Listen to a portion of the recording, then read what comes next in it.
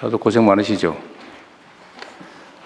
신년이 되니까 챙겨야 될 것도 많고 해서 아마 다들 어려우실 겁니다. 그리고 오늘부터는 우리가 보통은 부처라고 하는데 부에 해당되는 데만 보통 회의를 하고, 처도 회의를 하나 잘 모르게 애매하고, 또 장관급에 해당되는 각 위원회 이런 데도 참석을 하나도 애매하고, 특히 부처 청이 정부의 핵심 조직 구조인데, 청은 대개는 참석을 안 해가지고 따로 업무 지시를 하거나 이런 경우도 있는데, 원래 외청은 기본적으로 부처로부터는 약간의 독립성이 있죠.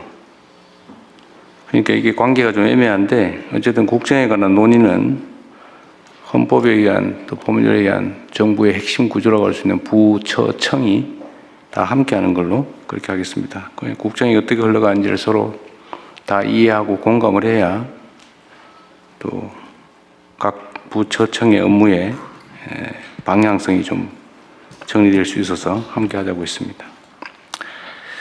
2025년도 국정과제 만족도를 조사를 했더니 우리 정부의 국정 성과 평가가 2013년 조사 시행 이후에 가장 높다고 합니다. 이와 함께 정책 효과를 보다 개선해야 될 부분도 발견됐다고 하네요.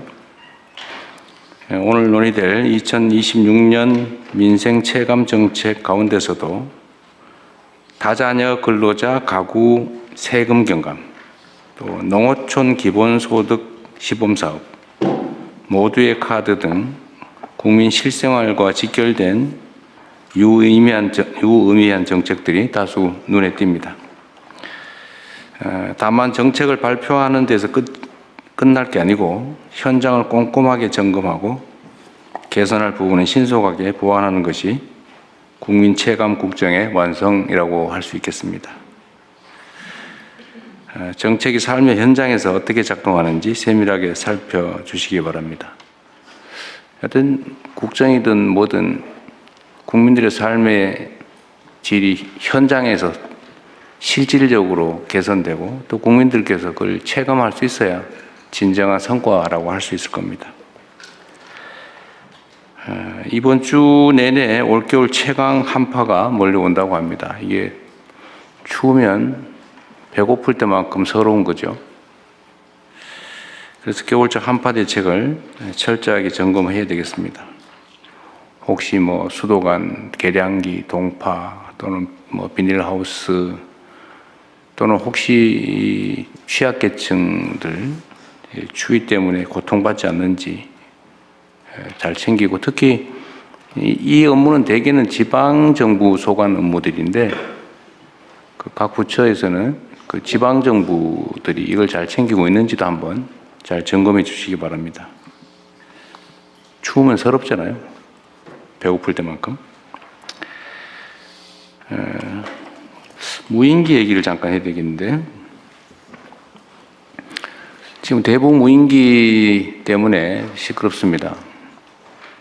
물론 국방 전략 차원에서, 전략 전술 차원에서 정보 수집 행위를 할 수는 있죠. 그야 국방 행위니까. 그런데 불법적인 목적으로 이 무인기를 북침시킨다든지 또는 민간인이 이 북한 지역에 무인기 침투를 시킨다든지 이거는 있을 수 없는 일이죠. 물론 이제 전쟁 유발을 위해서 지금 무인기 침투한 얘기는 이적죄인가 외환해죄로 지금 기소돼 재판 중이기도 합니다만, 민간인들이 북측에 무인기를 보내가지고 무슨 정보 수집 활동을 한다고 하는 것은 어떻게 이런 민간인들이 이런 상상을 할 수 있는지 의심스럽습니다. 물론 수사를 계속 해봐야 되겠지만 거기에 국가기관이 연관되어 있다는 설도 있어요. 아직은 확정된 건 아닌데, 하여튼 지금까지 드러난 것은 민간인들이 멋대로 북한에 무인기를 침투시켰다는 겁니다. 이게 원래 전쟁을 유발하거나 이게 소위 사전 행위라고 그런 죄가 있잖아요. 사전 개시죄인가 뭐 이렇게 개인적으로 이렇게 침략 행위하고 이렇게 하면 처벌하는 조항이 있는 걸로 아는데 아는 분 없어요? 이게 하도 희한한 죄명이라 잘 모르시는 모양이네. 그런 게 있습니다. 개인이 지멋대로 상대 국가한테 전쟁 개시 행위를 하면 처벌하는 그런 법조문이 있어요. 이 전쟁 개시 행위나 마찬가지죠. 북한 지역에 총 쏜 거하고 똑같잖아요. 멋대로. 근데 이런 걸 어떻게 과감하게 이렇게 할 수 있는지 정말 이해가 안 됩니다. 이게 철저하게 수사해서 다시는 이런 짓들을 못하게 엄중하게 제재해야 되겠습니다. 또 한 가지 놀라운 사실은 지금 이런 최첨단 과학기술 또는 국방 역량이 발전한 상태에서도 무인기가 몇 번씩 왔다 갔다 넘어가는 걸 체크를 못합니까?